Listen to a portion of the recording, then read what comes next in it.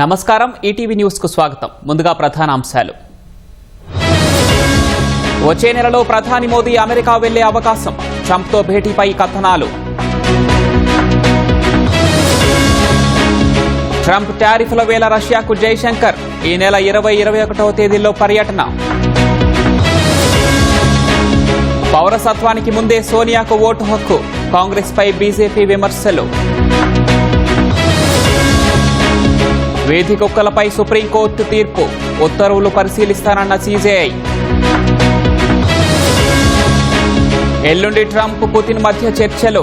శాంతి ఒప్పందానికి ఎన్నో చిక్కుముడులు. అభివృద్ధికి ఆమడ దూరంలో పీఓకే. మండిపడుతున్న ఆ ప్రాంత ప్రజలు. బెట్టింగ్ యాప్ల ప్రమోషన్ కేసు.